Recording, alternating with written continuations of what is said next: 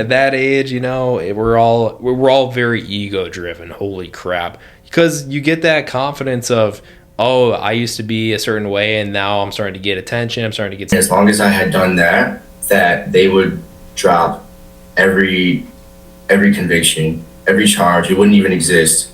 And I failed. Welcome to the Rain from Within show. I'm Shane, your host. Everybody has a story, and many are shaped by loss, choices, and the courage to start over.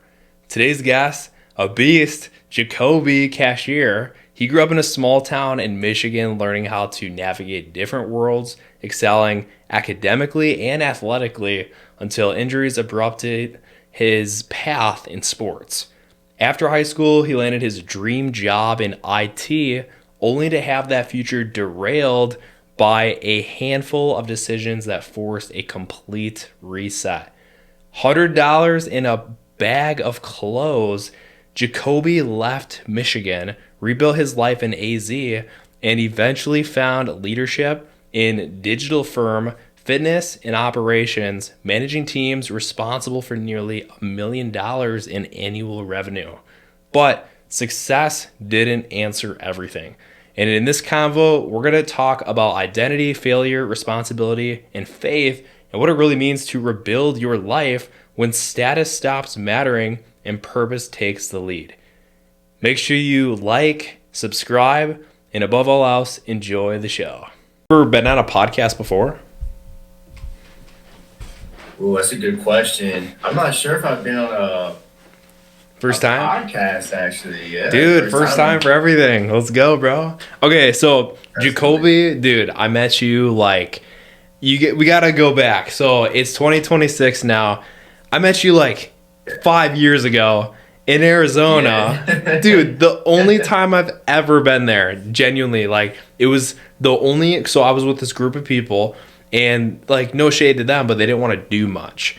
So I was with a couple buddies and we were like, dude, we got to get to the gym. So we had to Uber to the gym. And then I ran into you there. Right. You're one of the only people I met there at Vasa Fitness. Do you still train there? Okay.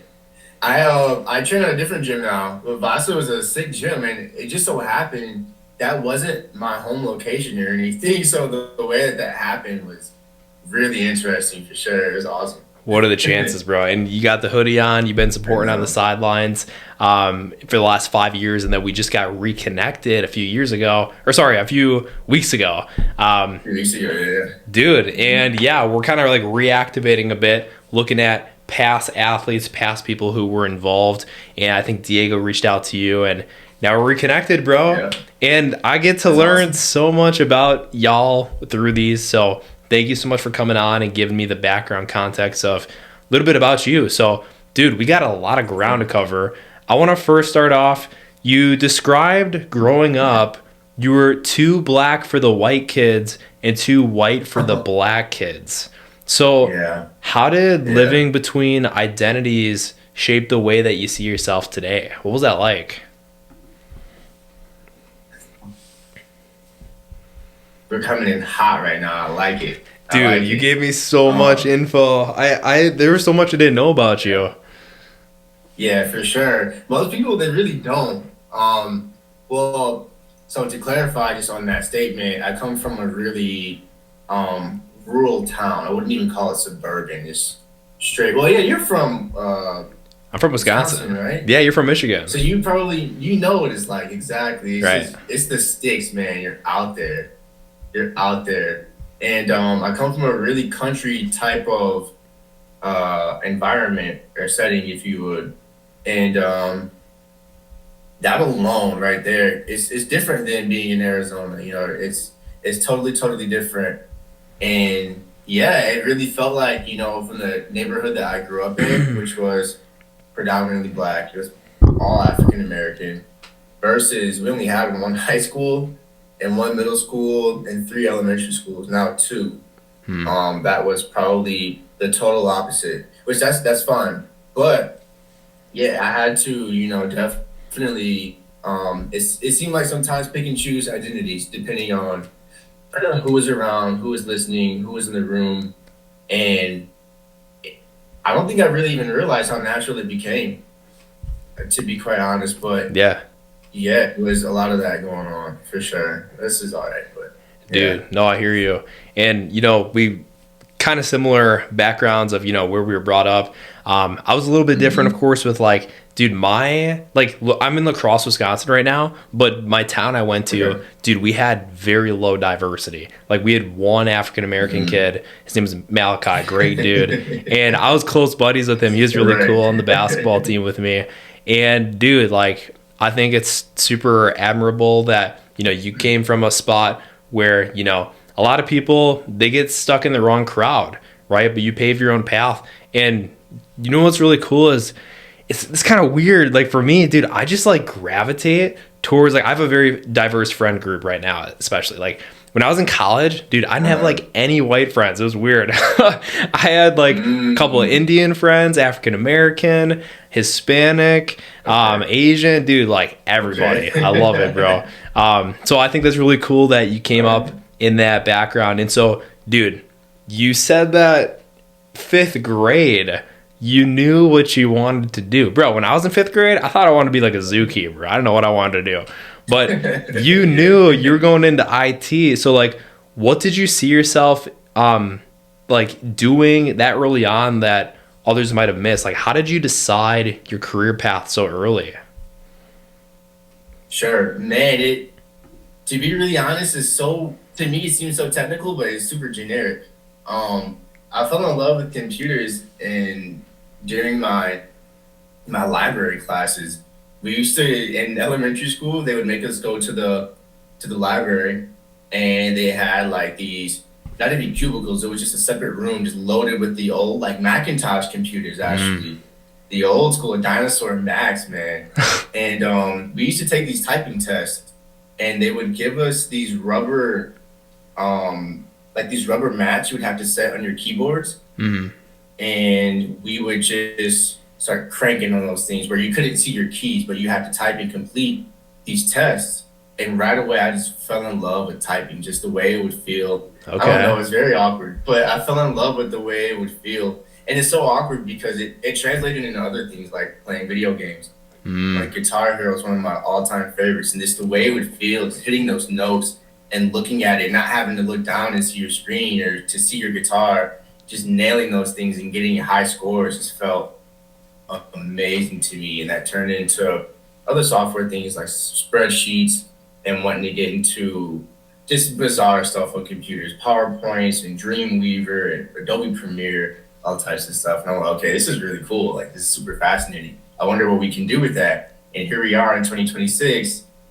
Technology is just that's everything. So yeah, fifth Yeah. grade is when it all started, and I never looked back. I finished some um, like dual enrollment type courses in high Mm. school for college as well too, Cisco Netacad, and I was able to job shadow for Cisco, which is a massive company in the United States, Yeah. at a really early age. So I was gung ho on anything technological for sure, which is awesome. Love it, bro. So we're gonna get more into your dream job and such in a sec. I want to go back to sports. You were a multi-sport athlete. What sports did you play?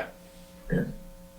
At an early age, I played everything. So the weirdest one would have been floor hockey. Okay, In the nice. Midwest, floor hockey was booming. Yeah, Like dude, I seriously, remember always doing that at my what it buddy's was. place. Yeah, Uh dude. huh. Wow. Floor hockey, up. It's crazy, huh? Unlocked an old memory, brother. Yeah, dude. So Yep. okay, yeah. Yep. You got into sports, and then you had injuries, dude.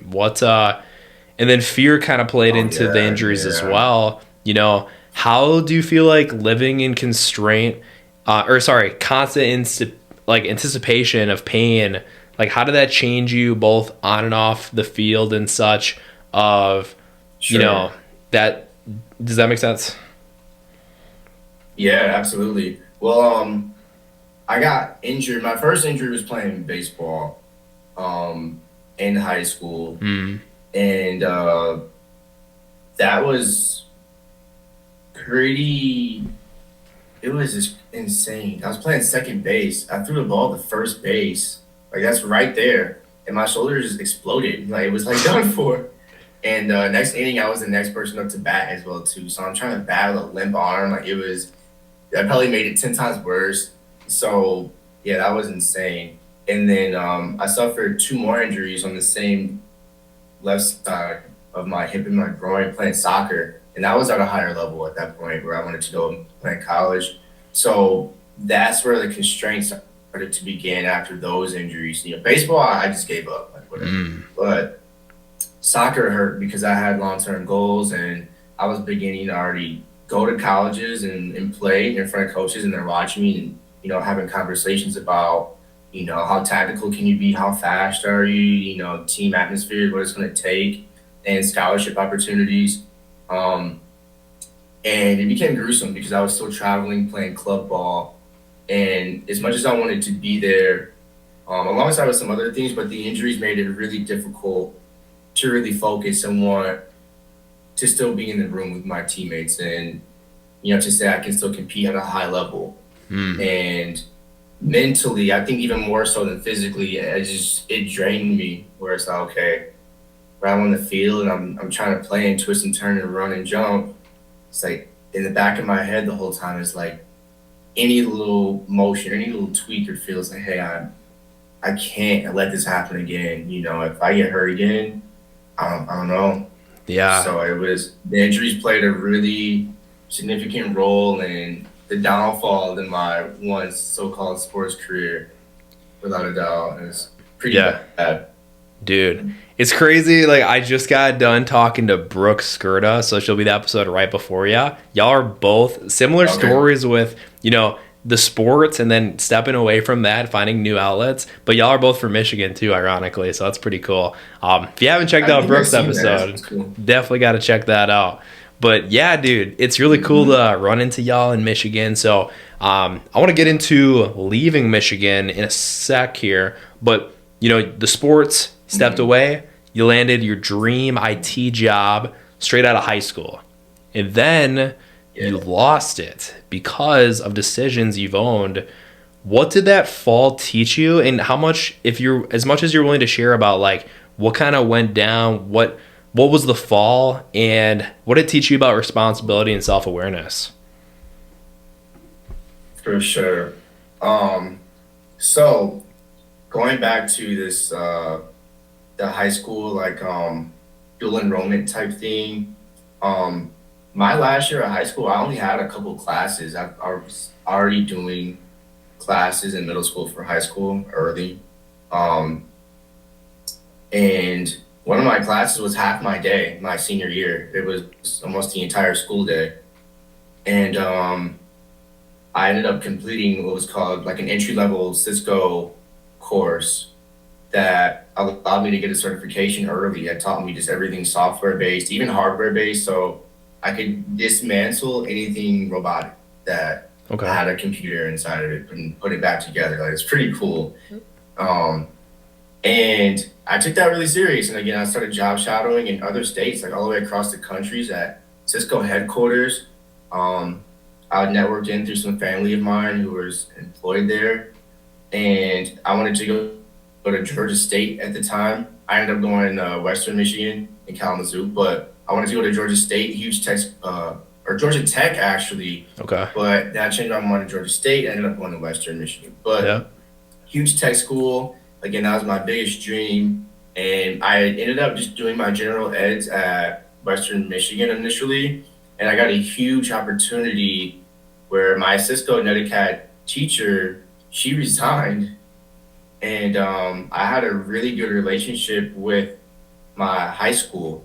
This is a small Class B school, so my teachers were my coaches, and my coaches were coaches of my other coaches and teachers of my other family members. Like they all knew my entire family.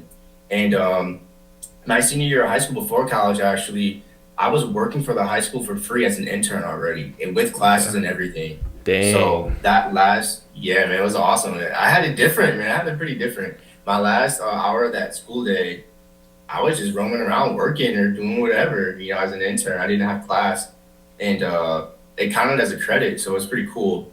And when she resigned from that position as the IT specialist at Buchanan Community Schools. I went to Buchanan High School. Mm-hmm. The position became open, and someone from the school, again, because the community is so tight knit, she was the best friend of my sister's best friend. So she just a simple phone call, like, hey, this person resigned, and we think you'd be a great fit. You know, are you interested? And apply for the position. And I interviewed with the head IT guy at the time, who was killing it, and I'm like, I want what he wants. So I took the position and I got it. So that was really great. It was a huge stepping stone. Like at such a young age, I was 19, and working alongside my teachers, which felt really good and also really bad, because I felt like, you know, due to some other scenarios, I had one foot in and kind of one foot out. Mm-hmm. But either way, I was there and I got the position.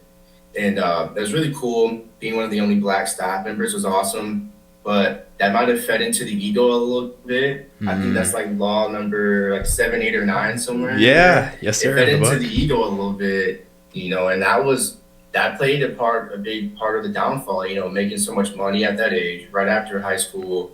I had made my biggest purchase of my life at the time, a brand new vehicle. Nice. And that's a hell of a position for 2000 and let's say 16, 17-ish at that age, and for that time of technology and where we are now. And I got this thing and I got myself into some mess, and I ended up having to resign just after a little bit of time, unfortunately. And it was awesome. I serviced the entire community, all of the schools. It wasn't just my high school, it was every single school in that city. And I learned a lot, and I still use a lot of those skills to this day. We all do, but I still use a lot of those skills to this day, making content and stuff like that. But I remember when the downfall was happening, I told my mother at the time, like, hey, if I lose this job, like, I'm done with everything. And we still found a way to bounce back, but I had to step down from that position. I still found a way to change my career path a little bit and make it work. So that's where we are today. Yes, man. No, I totally understand. Like you said, with law number, I believe it's 7, dethrone the ego and scars the strength of the book. Dude, yeah, ego's a crazy thing, and pride. And, you know, we can always pray to God to fill our mind with wisdom instead of pride. And that's something that I want to get into in a little bit about your faith journey. But yes, dude, like, as we know, unfortunately, sometimes I think God closes doors on us. And sometimes we do actions that aren't in alignment. We have to face the bitter fruits. We have to face the consequences of our actions, but they can lead us and change our course in ways that we would never understand until in hindsight. So there was a moment shortly after this happened where you left Michigan for AZ, where I got to meet you, but you left with $100 in a bag of clothes. Dude, that takes a lot of courage. So you got to walk me through that, man. Like, what was driving you more at that time? Or what was driving you the most at that time? And like, how'd you do that? Like, how'd you have that's crazy. For sure. That's nuts. Across the country, and didn't even visit here prior. I was that fed up, like, seriously, internally, just from all these things we've been talking about and are going to talk about. All right, so I'll share this portion that nobody in the world knows. I was going to Western Michigan, and I got in trouble for a really simple petty possession charge that is legal now in both Michigan and Arizona. So that was pretty hurtful. It still doesn't sit right with me to this day. I take responsibility, it's just possession. But at the end of the day, it's legal. So it's like, I'm going to crazy timing. It's awesome. We'll talk about that, I'm sure. But that's all it was. And we have like a family attorney, family lawyer, who pretty much got me off the hook. Like, he got everything actually dismissed, and he got a couple other things down to the bare minimum, where the court just asked me to complete something super, super, super simple. And as long as I had done that they would drop every conviction, every charge. It wouldn't even exist. And I failed that process. And that was the downfall to me having to resign from my position. And then within maybe 3 months, I relocated to Arizona, no hesitation. Um, my family was relocating here, and I took the chance, I took the opportunity to continue school out here and to restart everything. Mm-hmm. And I can remember I had one duffel bag of clothes, literally one bag, and I got a different job before I left and ended up leaving. So they sent me a paycheck out here to Arizona, and that's what I had. So I didn't even have the 100; it came later. That's nuts, So dude. that's what I came with, and yeah, we came to a small city initially called Sierra Vista, and that's where I started my journey out here in Arizona. Dude, you've done a lot. So you've lived in IT, Oh yeah, videography, modeling, sales, management, fitness. What can't you do, oh yeah, bro? What the heck? Dude, oh so yeah, from all of these out here. different paths, what do you feel like is the common thread that you've seen across all these paths? Like what have you Mm, enjoyed the most as well? that's a really great question.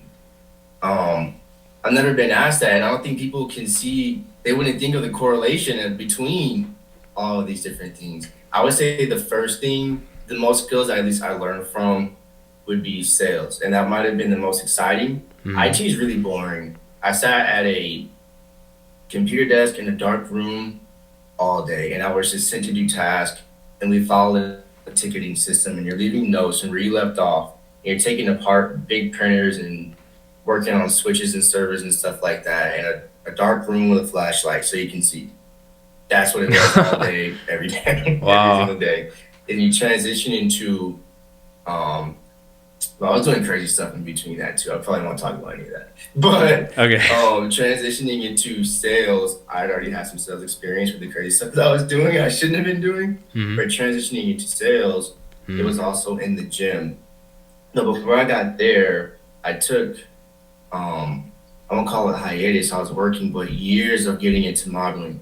So the first thing I did is I re-enrolled into school once I got in-state tuition in Arizona, and then I enrolled myself into modeling school as well. Um, once I got um, once I got into trouble in Michigan, it really forced my hand to figure out the other career path. So I sat down with an academic advisor on two different occasions, looking at my options. Like, hey, formally, I already have an IT position. I've been working. I have experience in that field already. Finishing my degree, I started my classes. Um, what am I looking at here as far as possibilities? Because now I have this stint on my life Hmm. for a long time. And he told me straight Hmm. up, he's like, you change your career path, you get a new major, or you're wasting your time. You know, you're gonna have to Hmm. stop. You might as well stop going to school because you're not gonna be able to find employment in your field. And Wow. I found that out firsthand for a long time. It's exactly what happened. Even with a resume, it didn't do any good. So I transitioned here. I switched up. I went more of the modeling route, and I really thought in my heart like IT was great and all, but I really wanted to be. I won't say be on TV, but I just wanted to be like on a screen somewhere, and not even so much acting, just more so some type of service. You know, Hmm. I knew I wanted to be a consultant or sell something at some point. So I finished modeling school, and after I finished modeling school, I got signed with an agent out here, like a more like a mother agent. So it's very local. Any small time, either trade for print or local potential at casting for commercials and stuff like that, they would try to book me for. But it was when I started going out and venturing on my own when things really started taking off. So I would drive Gotcha. to California, do some crazy stuff, make some money, but at the same time, I would put that money toward being able to get on the runway. So I've Hmm. done shows in like the Los Angeles Convention Center, which is like connected to Staples. Well, now I might be the LA Center. I don't even know what it's called anymore, but I've done runway shows Oh there. wow. I did some crazy stuff. Yeah, I trained with like America's Next Top Model on three separate occasions. Done a lot of stuff in California, and then I ended up booking some TV work here in Scottsdale and Arizona as well too. And I was Sick. all freelance, so I've retimed with other people since then as well too.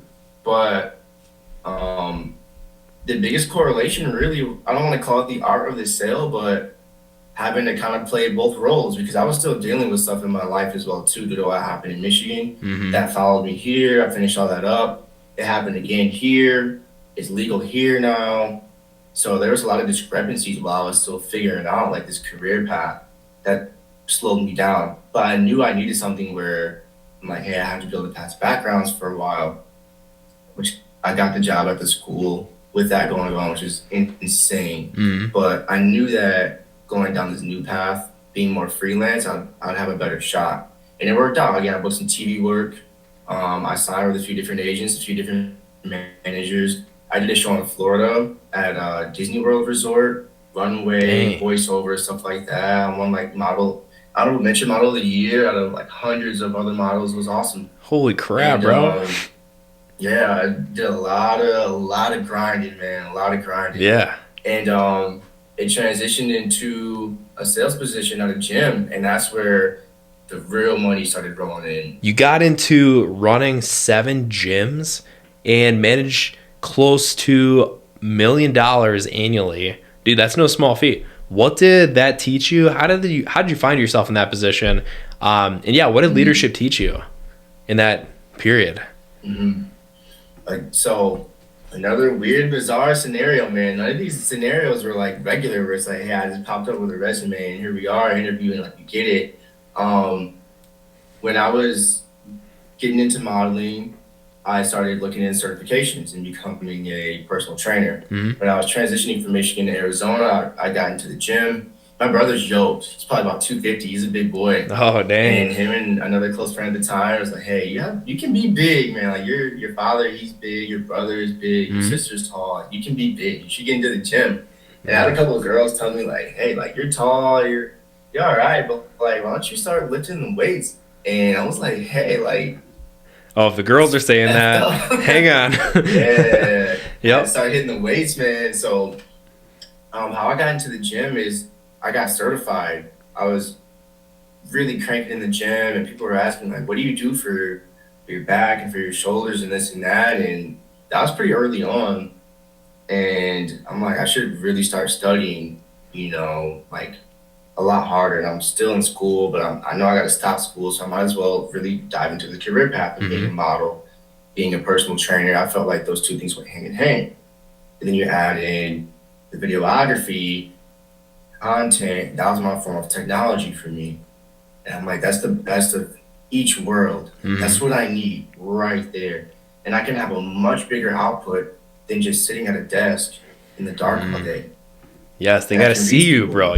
Dude, you're a model, but at the same time, you're, like totally different career path, low key, from initially Yeah. doing the IT. That's crazy, dude. You knew you had to be in the hmm spotlight. That's what it was. That's what I felt. But there's something deeper, when it comes to this, to God and spirituality Mm, as well. I've always yes. had a knack to just want to just help people and pray for people, and I never had like a problem being around people. So coming from the environment that I come from, it never really bothered me. Like, Hmm. yeah, I had scenarios where, yeah, maybe some of my white friends were like, hey, like, not chill, but like kind of like, I don't know. And my black friends were like, dude, you're a nerd. Like, what do you do? But everybody knew I was cool. Like, I was great at making friends and stuff like that. Yes. But Yeah. I got certified as a trainer, and then I continued my education from there. I racked up a multitude of certifications, and I started from ground zero, just bare bones, walked into a gym with my certification card that just came in the mail. And this was in a different setting at that time on the West Valley of Arizona, so it's predominantly more Latin. Um, I studied years of Spanish in high school and in college as well. So when I walked into this gym, I didn't know at the time, but the lady looks at me like I'm crazy or I'm stupid. And she's like, you want to be a trainer here? She's like, you got to be able to speak Spanish. And I'm looking around like, I don't know why. I said, but yeah, I speak Spanish. Like, no problem. And she looked at me like sideways, She like, didn't there's believe it. no way. And she's like, really? And she's like, there's a grand opening right down the street. Go over there. I'm sure they'll hire you today. And that's how my career started as a PT. And then I worked my way up Because you knew fast. Spanish. It's because I knew Spanish, man. Dude, Very también cool. Puedo hablar un poco. I'm sure, dude, that's amazing. You Okay. never, That's dude, awesome. and that's something that you can just pull out of Sick. your back pocket sometimes, and it's a flex for sure to be a little bilingual. So Oh yeah. that's Oh awesome, yeah. bro. Oh Let's yeah. go. Props to you. So, dude, Faith, let's talk about your turning point in your story. You started to really take Christ seriously. Um, when was that? And when did you stop relying solely on Mhm. yourself? Man, that's a powerful question, man. That question holds serious weight. Your faith is going to dictate, I feel, everything that's going on in your life. What you want to transpire, um, what you want to feel, you want to think about, manifest. If you believe in manifestation, you should, but in a more spiritual type, godly type manner. Yeah. Um, I grew up in a church actually all my life, and I've always taken God really serious. At events at school and stuff like that, they used to ask me to pray, so I would pray. Believe it or not, I've always taken God really, really serious, and I did my best to make it as evident as possible. But I still, again, got along with everybody just fine. It Hmm. never set me back. And as things began to happen, though, my faith would waver. It would go back and forth, where I'd be serious and not so serious. And I think everything that happened in my life truly happened, has happened, and can sometimes continues to happen, but has happened in a very chronological order where I can look back and say, hey, I know what I was doing at this time. I know where my faith lied at this time. And how I got out of that, I know what I was doing at that time. And I know how I was hitting my knees and how I was praying and how I would do my part and have these same conversations with other people as well too. And hopefully I can be a living testimony for somebody out there that God is great. God will continue to be great, and trust me, He's on your side. So if you have any confusion on whatever you think may be out there is trying to get your attention or what's going on, I can tell you right now, it's probably God. He's probably going to send you down the right path. So trust that, and do your best to live a not sinful life and truly believe. Be a Brother, warrior for Christ. I love it. That's so well said. One verse that came to mind, I've been studying Proverbs this whole January, and Mm, it says Proverbs 28:13, people who conceal their sins will not prosper, but if they confess and turn from them, they will receive mercy. And I think that stood out to me with your story a bit because mm, that mercy didn't come from ignoring the past. Like you just said, everything has happened exactly how it's supposed to in that chronological order. And it also came because absolutely. you've owned it and you've chosen different directions based on certain mistakes, but you've never let it define you. Like the you said the word, Mhm. it's a big word, bro. You said like asparagement or no, expungement, right? The process of getting your life back. Yes. So Yes. what did that redemption mean to you in that season? What was that like? Yeah. This is where I'm currently at right now. I've waited it out. Um, Once you have a conviction, you have to wait. You have to wait a long time to be able to go through either some states don't even offer it. You really got to understand where you stay and the decisions that you make and be ready to deal with the consequences. But there's a process you can go through. The state of Michigan offers an expungement process. The state of Arizona is a little bit different. You have to pretty much qualify, or depending on what the conviction is, to be able to get an expungement, but you can at least get your record sealed. So for those of you who I've never mentioned this to before, they might be experiencing this right now because this is going to go local. Um, there is a process you can go through. And for those of you who are struggling to either sometimes even find housing, to get employment or anything like that, just understand that there are things that you can do to, conquer your life again. So what it looks like to get your record sealed is a simple application. And in the state of Arizona, it's free. In Michigan, it costs. But out Hmm. here, you can get your record sealed for free. And depending on the level of the conviction, you can get it expunged as well too. So that Gotcha. expungement process is only 60 days in the state of Arizona. That's nothing. Wow. That's not even a quarter of the year. So that's a major blessing, Hmm. to get a huge turnaround. And then from there, I can even get my civil rights restored. So for those of you who don't know, if you have convictions and stuff, you might be able to register to vote, but your vote does not count. And that hits home, especially as someone who's African American, where we grew up at. If you know our history, there's a time where not only women couldn't vote, African Americans couldn't vote. So that is, looking at the crisis and the things that's going on in our country today, that's really important. Where no matter what side you decide to vote on, or if you choose to be independent or neutral, that's fine. But your civil rights are your civil rights, and I prefer not to be violated on any level. But not to say that, I feel some type of way. Again, I've owned my own decisions and you live with them, but it's not the end of the world. So with that being said, there are options out there to be able to get things that may have happened, especially when you're 18, 19 years old, which was my scenario. We've all made dumb mistakes when we're that age. Dude. Yeah, the only reason I'm talking about this is because I've seen it in your book. And if I witnessed yes, it, 100%. I wouldn't be talking about this. I love it, bro. Dude, I love having you a part of this because, law number 5 or 6 talks about my big party I threw.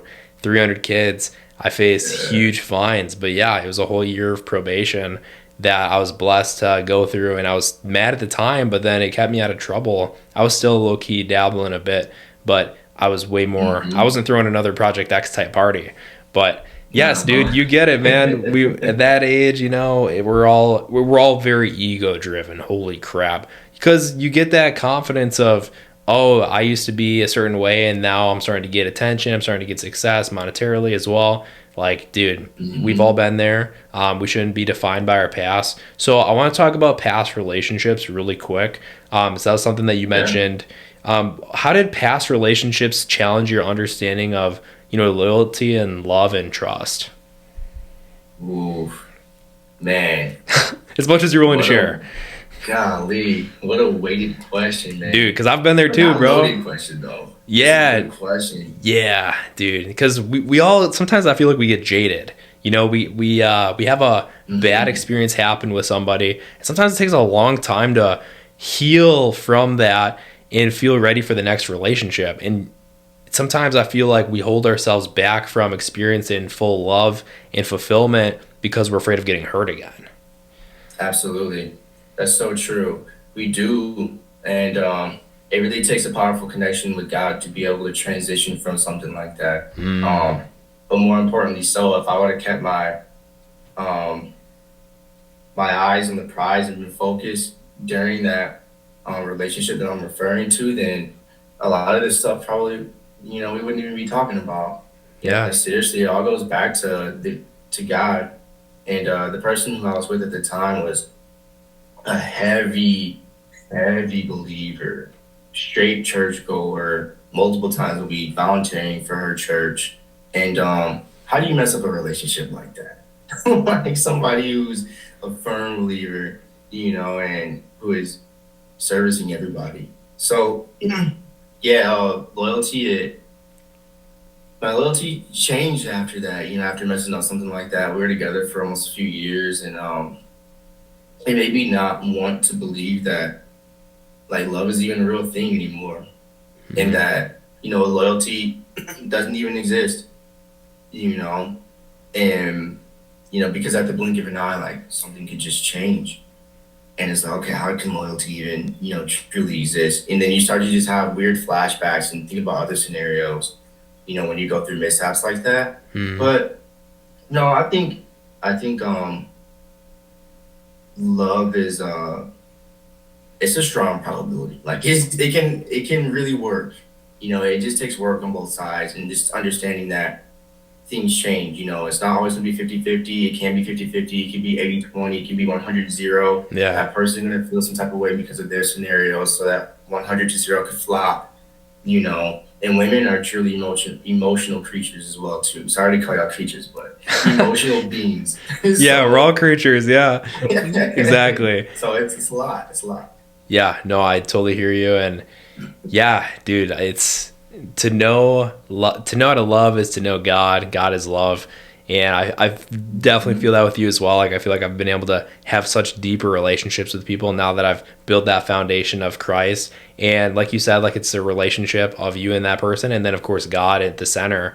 And as we, are looking for the right partner and we grow our faith journey, I'm always conscious now of like, you got to be equally yoked. So it's very easy to Absolutely. disqualify people if they're Man. not. Like before that, I mean, in college, especially for me at least, I was doing a lot of, the weed and, the alcohol. I was so out of touch of reality that I was so far away Yeah. from God. And that Mhm. led to not having, like, no offense to, like, anyone I talked to back then, but yeah, like I had no baseline of like what I was really looking for. So it's really important that I Mhm. think men of Christ like us, we know what we want. Um, Women out there as well, like we have to have that foundation of Christ.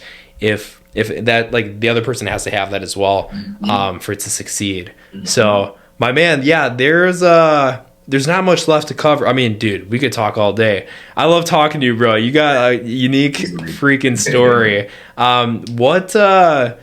What? So today your focus, right? It's building platforms that help others grow in health and income. Why do you feel like duplication and service is more important to you than just personal recognition now? I could like assume why, like Mhm. your journey with Christ, especially, but yeah, why Right. is that service important to you? Man, because the growth is amazing. It truly is. It's so nice to be able to identify things that happen and transpire in your life and to be able to grow out of that and realize when you're in a season and be able to transition out of that and be able to see a storm coming your way, and then you have everything it takes to be able to dive into it and get out of it as opposed to waiting and run from it when it's still chasing you and it's going to take you forever to get out of that storm. So Hmm. it's so nice to be able to focus on your health, um, and as a coach being able to make a little bit of something monetarily from it as a trainer, Yeah, but something that also you enjoy. it's nice to be able to do that. Yeah, it's something that you really thoroughly enjoy. It's good for longevity. Where I see a lot of people, a lot of people, they get old, right? And they get Hmm. old and then they can't, their quality of life just changes. But on the positive note, there are people who get old and they continue, to focus on themselves and their health and their wellness journey and their fitness journeys, whatever that may be. And Hmm. they're still able to vacation and have a good quality of that vacation. They're still able to have, family and keep up with their family. Things like that are huge goals of mine that I've always wanted from the get go. I never wanted a bunch of wives and girlfriends. I've always wanted one, maybe two max, where we could build something together and have a great quality Hmm. of life. So being able to duplicate myself is important to me because I feel like if I can really, what do you have at home? I have this bookmarked. I know we don't have a lot of time. It was released, what, the range, right? Law Yeah, number 9 or 10, number number nine, 10, one of those. 9 or 10, somewhere in there, right? Where just be able to just let go and be a really spiritual human being. Somebody who's a firm believer, but not just pray, but to pray and Hmm. act on those things you're praying on as well too, and help other people. So I feel like if you can do that, and you continue to work, your grind is going to pay off. And if you can duplicate that in other people where they can see the same results, and maybe even make that a lifestyle for themselves, which you'll find out when you have clients. A lot of people, that's what they want to do with their life. Hmm. Dude, that's awesome. I love There's nothing that. better than that to me. There's nothing better than that at all, I love that, bro. whatsoever. Yes. So, Jacoby was referring to Release the Reins, by the way, chapter 10 or 9. Sorry, I'd be forgetting. There's 22 chapters I wrote, of Scars to Strength. So if you haven't checked that out yet, definitely do. And yes, it talks about like delegation, being able to let go of full control of things and trust in the Mhm. people that work with you. And so as well, Mhm. I want to talk about strength really quick, dude. You've only been on the brand like officially like reconnected for a few weeks now. What's your favorite part? I think you've mentioned it before in Tribe Thursday, but yeah, what are you Yeah. enjoying? 28 arc. Let's go, baby. 28 arc. I'm here. We're doing this. The whole team. Dude, It's so tell the awesome to see viewers a that. little bit like what is 28 arc? Okay, awesome. So 28 arc, there are what, 7 steps, correct? That we have to complete Hmm. on a daily basis for 28 days straight. So what 28 arc may look like is getting up, getting your day started, taking a nice hot to cold shower, making sure you're focusing on your nutrition, getting in some form of weightlifting, cardiovascular endurance training or activity for your day, reading your Scars to Strength book. Yeah. Reading your Scars to Strength book. Is that 5 of them? And then pretty much the stuff like that. It's 2 more, right? Meditation and your progress photo. Yes, progress pic. That's everything. And then the vice as well. You pick one thing that you want to eliminate, because you can't just remove something and expect you to not want, like, it's got to fill it up with something else. So you remove that one bad habit and then you replace it with 7 other ones. So if anybody's interested in the 28ARC, strength.com/28ARC, you get to be a part of the community that Jacobi and I are fortunate to get connected with. But yeah, man, to wrap this up, for someone listening who feels stuck between who they were and who they want to be, what would you tell them? Ooh. Dude, wow. Yeah, no, dude, you're an action taker, bro. Like, your story is about, like, I feel like you have big goals, you go out and get them, you have that strong foundation, and you're unstoppable. So I think a lot of viewers listening right now will probably, they want to hear, like, how did you do it? If they're in a similar shoes of, know, what's next? For sure. Interesting. There's a couple things. I would say number one, no matter what you choose, what path. If you're self-employed, I'm not gonna say if you're hustling, don't do that. If you're self-employed, if you just grind, if you're a team player and you're in an office setting, you work with other people, if you're totally independent, no matter what field you're in, number one is, we used to say when I worked at EOS Fitness, when I was at the gym, was relentless assault. We would celebrate things, but after that, we were right back on that grind. Being consistent is probably another one. And where I'm at currently, to be able to really take it to the next level, with 28ARC especially, is more so the discipline.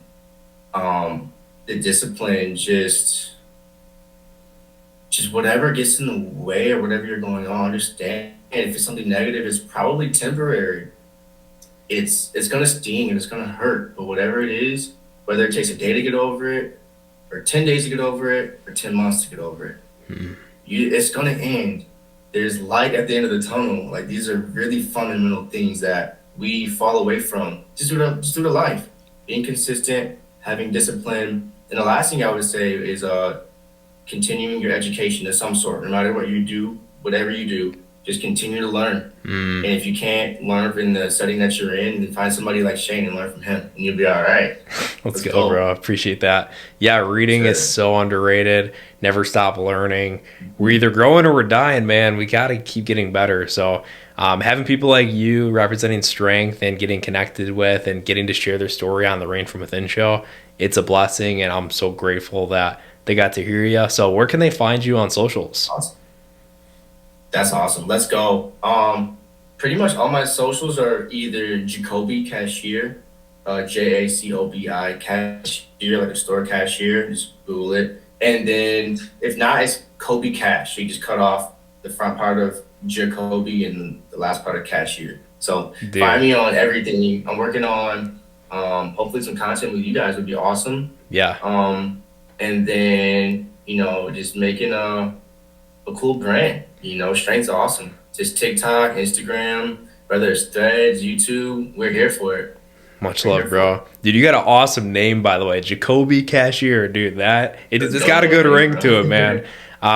As we mentioned in the beginning, we met 5 years ago. To have you on the pod, to get reconnected, it means a lot. I'm gonna have to come out to AZ sometime. Got collab. Dude, I love it. So yeah, guys, make sure you like, subscribe, follow Jacobi on socials. And if you want to be the next success story like Jacobi, go to strength.com/athlete to learn more. All right, guys. See you in the next one.